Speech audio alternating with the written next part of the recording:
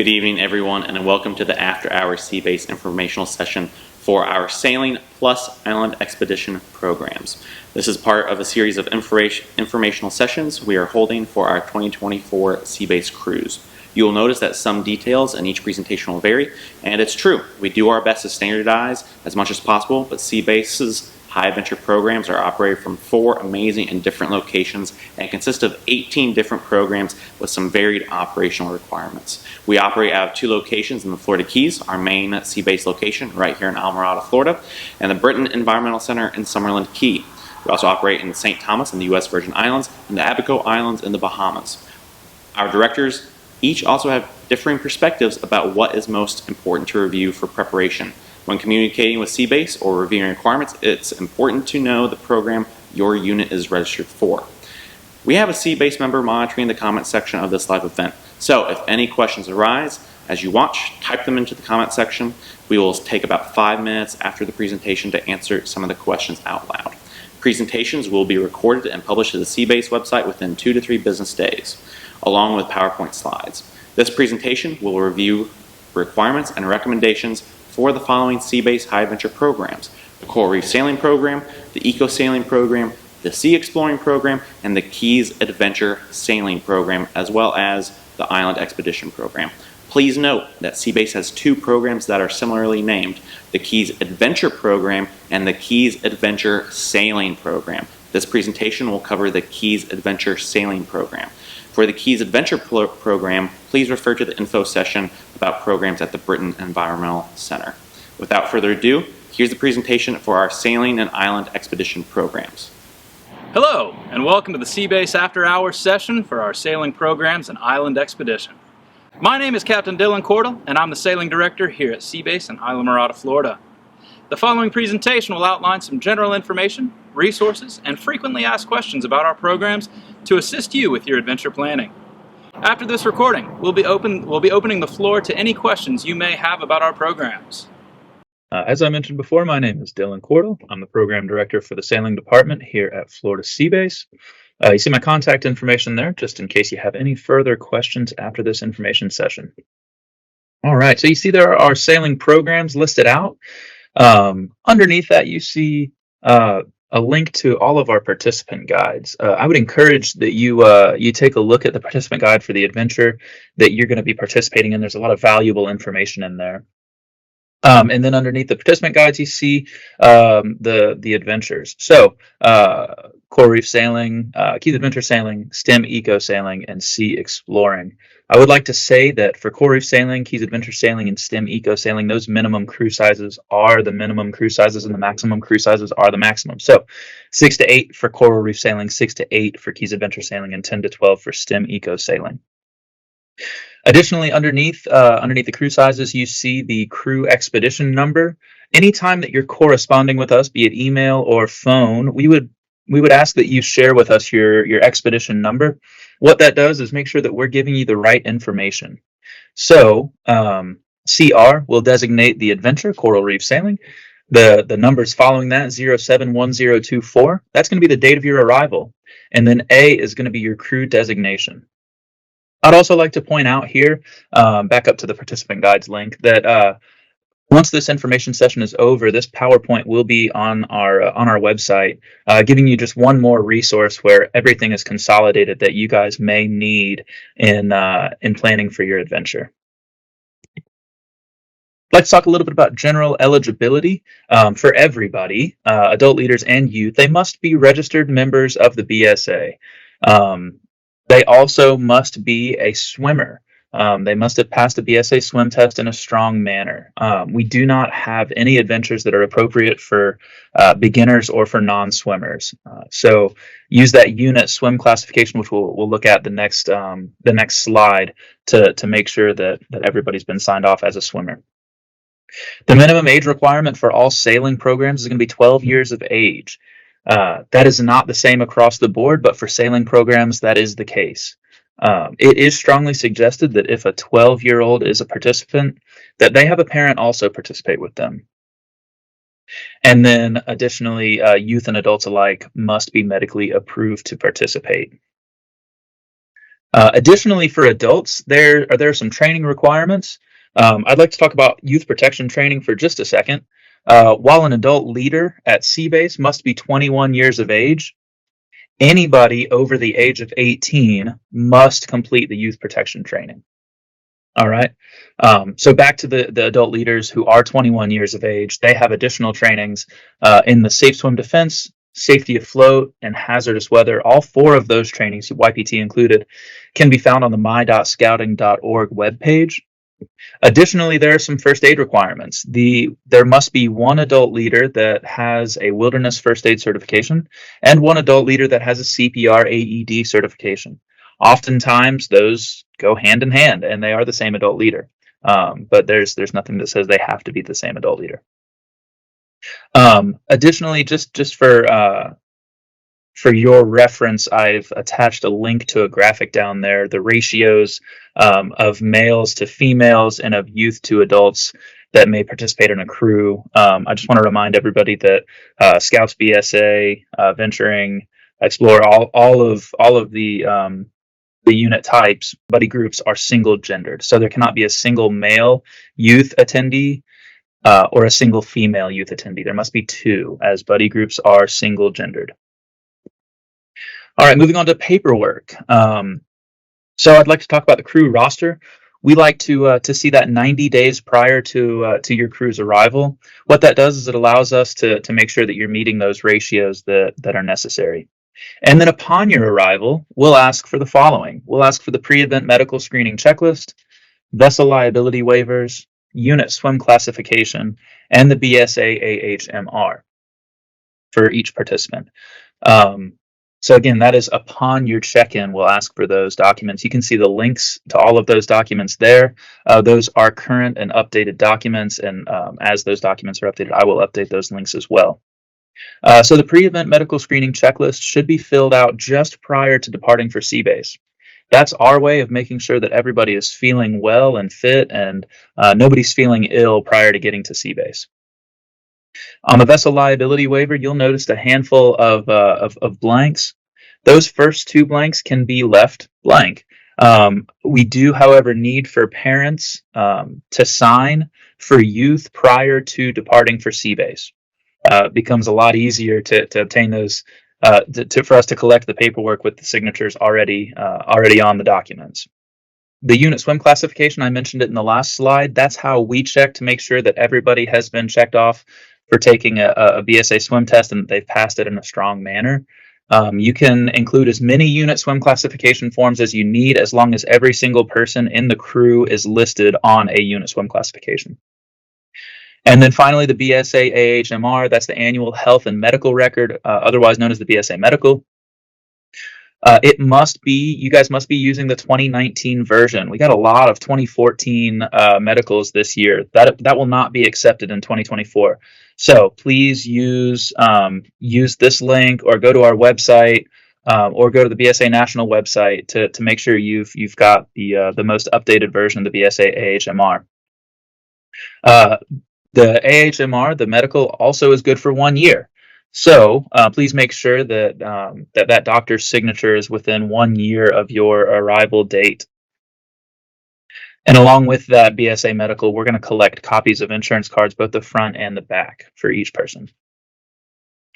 All right. Again, I mentioned the certifications for the adult leaders. We'll also look at that upon check-in. So for the adult leader, make sure that at least one adult leader has the CPR, AED, and wilderness first aid.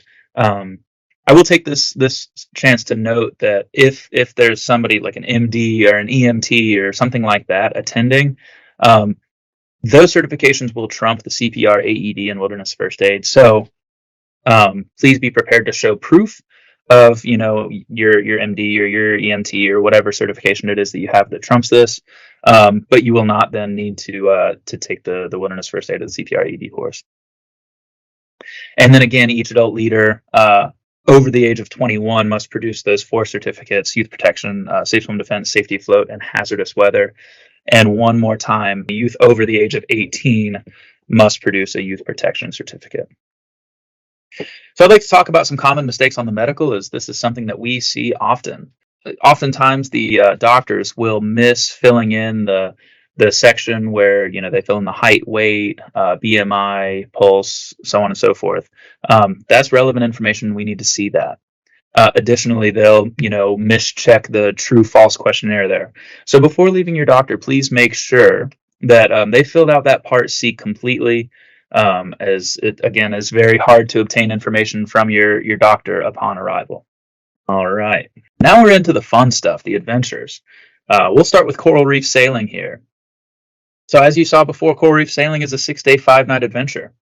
On the arrival day, we ask that you arrive between 1 and 3 p.m. at Florida Sea Base. You guys see the address right there. I would say, however, if your crew arrival day is prior to the daylight savings time change, what we'd ask is that you arrive between 12:30 and 1 p.m.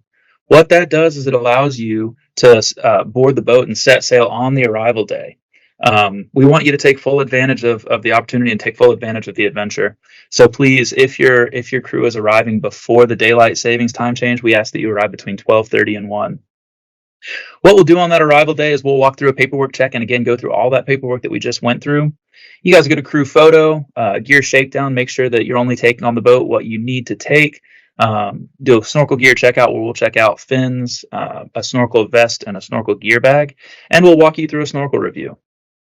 From there, you'll have dinner and board the boat, enjoying the next 2 to 5 days aboard the boat, doing all of the sailing, snorkeling, and fishing to your heart's content.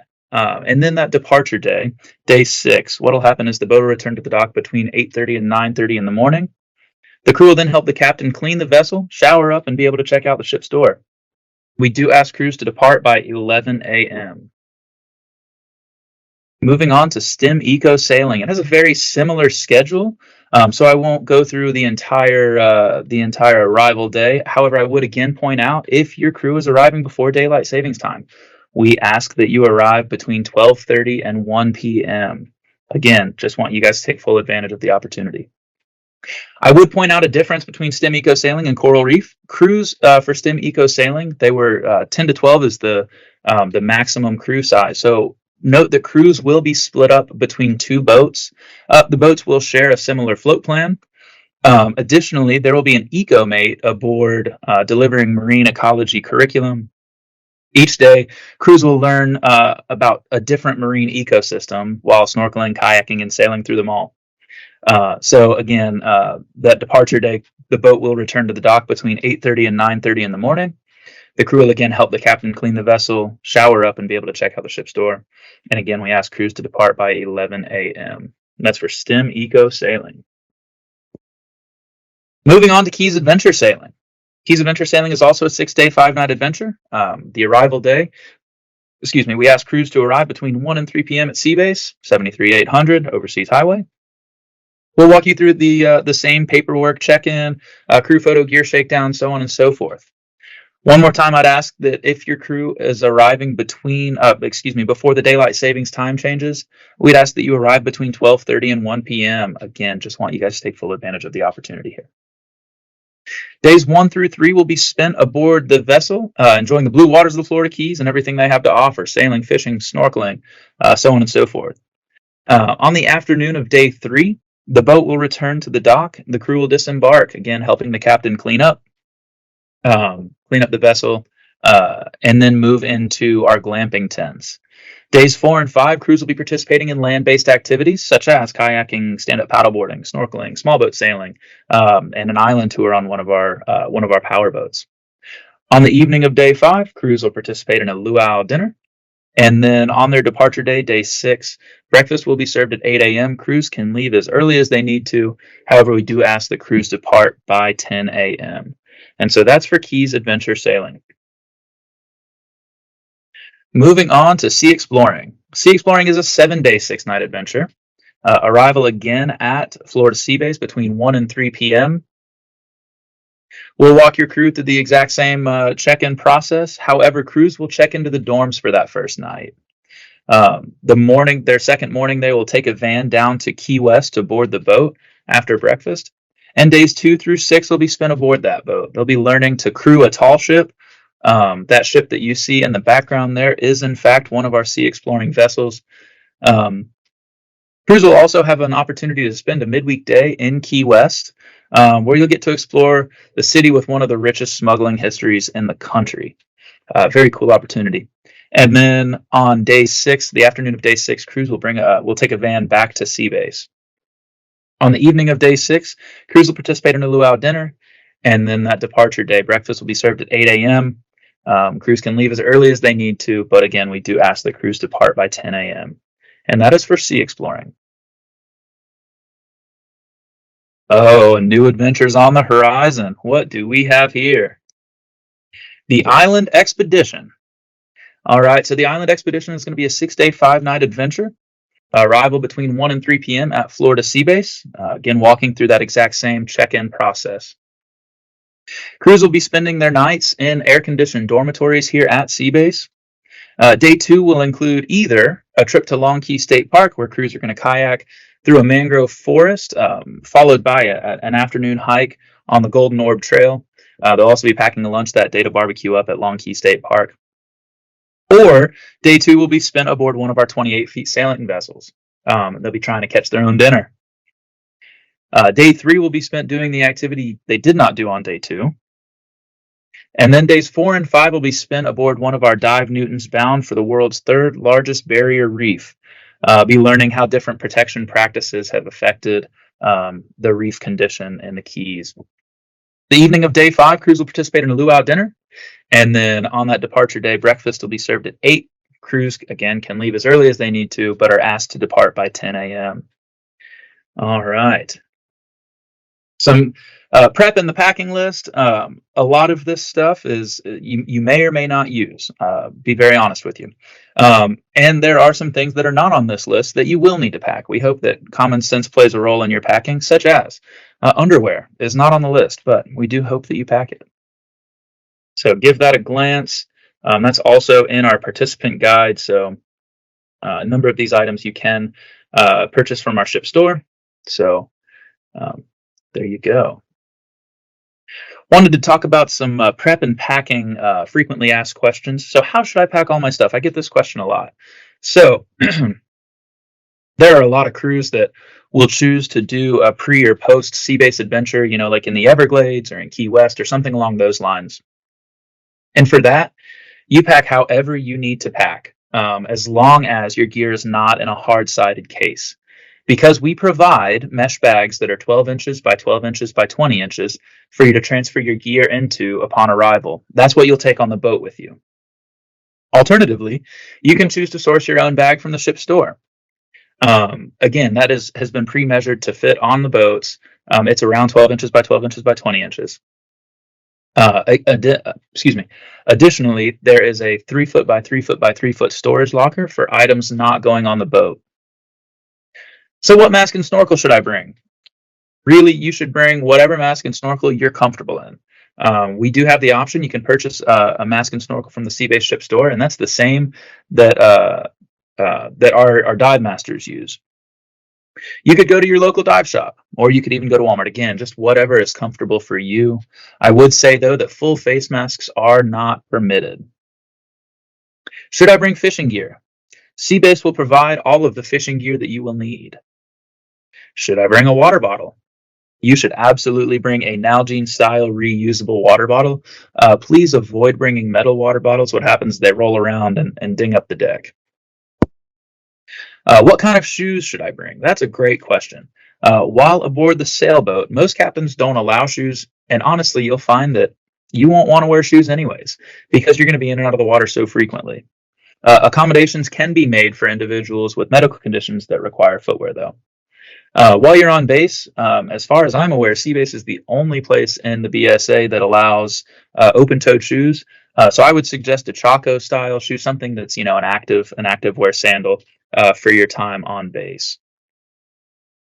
All right, and some more general FAQs. We'll start with the most important question of all. Will there be coffee? Yes, there will be coffee in the Seabase galley, as well as we provision each boat with coffee. I would point out that we do not provide coffee mugs, though.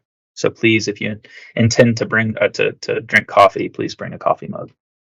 Will I be able to charge my phone?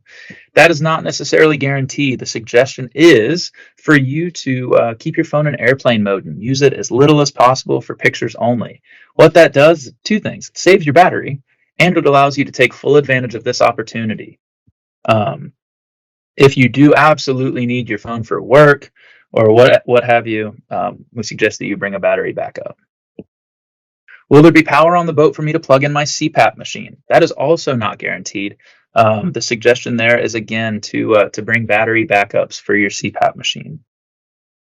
What are sleeping arrangements like? That's a great question. Um, Easy to answer. In the dorms and in the glamping tents, it's bunk beds. However, on the boat, that becomes a little bit more difficult to answer. Most crews choose to sleep on the deck, and that's what we advertise as a really cool part of the trip. And the reason for that is you got the night sky above you. Stargazing is beautiful. You've got the sea breeze. So that being the case, it's suggested that a backpacking style sleeping pad and a light blanket or a light sleeping bag is what you should bring to sleep on the deck. All right. And I just want to point out that the staff and captains at Seabase, we want to make your adventure one that lasts a lifetime, right? We want you guys to leave with lifelong memories. So when planning your trip, keep that in mind. And please, again, do not hesitate to reach out with any further questions. I would like to take just 1 second to help you guys navigate the website. So right here, this is our home page. I would like to point out how to navigate to our participant guides right here, view guides, and so you can see all of our participant guides on this page right here. Additionally, I wanted to bring you over to the forms and documents page. Here are all of those forms and documents that we talked about in this presentation, and there are links for them all. Something that I did not talk about during the presentation is a dietary notification form. If your crew or somebody in your crew has a dietary notification that they'd like to let the galley know about, please fill out this dietary notification form. It's just a Microsoft form and it automatically goes to the galley. That'll ensure that we get dietary substitutions onto your boat and that we know that there are dietary substitutions coming that we need to prepare for. Additionally, I would point out over here these two, Anchor Watch and Galley Patrol for sailing crews. So we didn't talk about also youth crew leaders. Each crew should nominate a youth crew leader who is a seasoned youth, willing and ready to show some leadership skills. They don't need to fill out the Anchor Watch and Galley Patrol schedules. However, it would be good for them to be familiar with what they look like. So with that, I suppose we will go ahead and close up this information session. I'll put my contact information up there one more time, just in case you guys wanted to look at that. So I bid you all a good night. Thank you. Thank you for attending our Facebook Live session information about the sailing department here at the Florida Seabase. My name is Michael McLean, Sailing Commissioner for our program, and now we're going to take this time to answer some of your questions that you've been putting in the chat, as well as some frequently asked questions about our program. As again, I'd like to remind you that tonight's presentation, the PowerPoints, and all the links are going to be posted on our website. So don't worry if you couldn't write down the notes fast enough or didn't quite remember where to find that information. It'll all be found on the Seabase website. And I'll encourage you, as you're preparing your crews and your units, to come down to Seabase to share this information with them. Let them know where these slides are, where these links are, because the more informed your crew is coming to Seabase, the more prepared you are and the more enthusiastic you are, the more special and successful adventure you're going to have. So a couple of our frequently asked questions and important things to remember, as again, our luggage requirements here at Seabase. So your travel luggage can be whatever it needs to be to get you down here on time when you're writing up things. As for luggage to go on the boat, we do provide our mesh bags. These will be soft-sided and have just enough room for you to get your essentials on. A reminder that a boat is not the most spacious thing in the world, and all the space you save for stuff is more legroom for you at night. A lot of times, all of the participants will be sleeping with their gear either at the foot or head of their bed. So if you have a bulging over bag, sometimes that'll leave a little less space for you. So making sure you're packing just the essentials. And again, those mesh bags are provided at sea base. Now, if you have a soft-sided bag, you want to take all of your gear down, pack just your essentials to travel with it, that's cool too. Again, as long as it is just soft-sided. No hard-sided luggage will be on the boats, as that can bring damage to them. Another important question a lot of crews ask is, how about that transportation? You know, even though that the sea base is kind of off the highway and still on the main thoroughfare, it can be hard to get down here from airports either in Miami or in Key West. Now, what we would recommend, especially for space requirements, is renting a vehicle. Depending on your crew size, this could be either a 12-passenger van or using a charter bus to get down here. This is because if you do a rented vehicle with more people in one vehicle as opposed to many vehicles, it makes parking a lot easier at sea base. Even though we are a big scout camp, we are still on a little island, so parking can come at a premium. We also recommend that if you want to just rent or hire a driver to drive you down here, we have lockers that you can store your gear and your travel luggage while you're at sea. These lockers are under the dorms that we have here and will lock with padlocks. You need to make sure to bring your own padlock to lock them, but they will stay safe here on base while you're out at sea. Excuse me, move on to the next one. Is how do we handle fishing licenses? So if you're with the Coral Reef, Eco Sailing, or Sea Exploring cruise, you don't need to worry about a fishing license. Each of these vessels come with a vessel fishing license so that you are covered under that. Now, for our other adventures, such as the Keys Adventure Sailing and Island Expedition, you will be prompted to purchase a fishing license by the sailing mate that is assisting you. Will walk you through this process, but it is found at the Florida Fish and Wildlife website. You don't have to buy a full year pass. They have special 3-day passes just for the time that you're down here. 7-day, 3-day. So if you want to come down for a pre or post trip and are able to do a little bit of extra fishing, then that is a-okay too. While you're on base, we do want to make sure that you are only fishing with staff at appropriate times and places. We don't have fishing off of the docks with our boats. As if any line gets lost in that water, that can wrap around the prop and delay an adventure for somebody. So while there will be fishing opportunities for, again, this island expedition and Keys Adventure Sailing cruise, we want to make sure that they're only doing good time with their staff members. Another reminder is to make sure that, and this is something I always mention to crews when they come to pack and are getting their luggage ready, is make sure your scouts aren't bringing anything they couldn't live without if it ends up in the ocean. Now, on a sailboat, you are rocking and rolling around on those open oceans and having a great time, but anything not nailed down or tied down can, in fact, fall off of that boat. So make sure that people are bringing, keeping only the essentials with them. A lot of times, any large electronic devices, or perhaps you have an awesome hat with all the brands from your previous adventures, you wouldn't want that flying off into the ocean, as a lot of times that can be very hard to retrieve. So as a reminder, bring the essentials, bring what you need, but don't bring anything you couldn't live without if it fell overboard. And bringing us to falling overboard, that's why, as a reminder, we have a lot of safety that we make sure to incorporate here at Sea Base. And there's outlined in our participant guide. But as a reminder as well, your captain will go over a U.S. Coast Guard safety briefing with you on the vessel before you start your adventure, letting you know where the life preservers are, what to do in the event of a man overboard drill, and making sure that you are aware of all of the hazards that can be present on a boat. These are many, from the boom swinging in the wind to the different pieces of metal and the gunnels and the capstans that are going to be kind of underfoot. So you want to make sure that you are paying attention for those. Well, that's about all the time we have for tonight. And again, this presentation will be recorded and posted with the PowerPoint slides to our website in the next 2 to 3 business days.